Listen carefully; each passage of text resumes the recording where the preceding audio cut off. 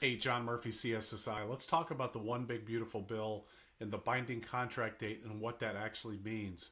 In the one big beautiful bill, what it says is that if you had a property that was under a binding contract, and the binding contract is based on your state laws. It's not a national law, so every state might have a slightly different definition of what a binding contract is. But if it was under a binding contract prior to January 20th, 2025, that is considered the acquisition date. It's not the date that you actually close on the property and then put it into service.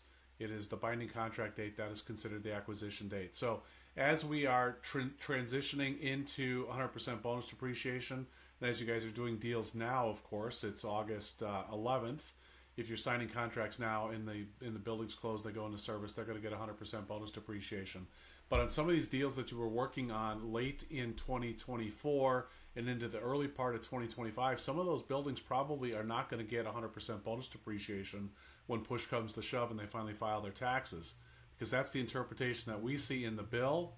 That's what it looks like in the bill, unless the IRS issues some other kind of clarification down the road. But for now, if you have a binding contract that went into effect prior to 1/20/2025, and then you closed on the building, that building gets 40% bonus depreciation. Now, if you do improvements to the building, they're going to get 100% bonus depreciation because you will be doing improvements after January 20th. So anyway, it's a little quirk in the law. I don't write the laws.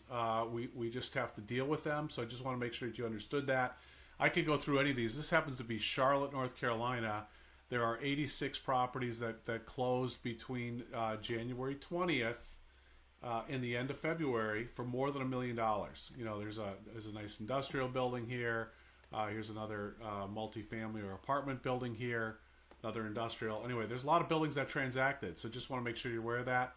You can connect with me on LinkedIn. Find me at my blog, costsegbuilding.com. Also, check out our new calculator at costsegcalc.com. You can run your buildings numbers on that as well. See ya.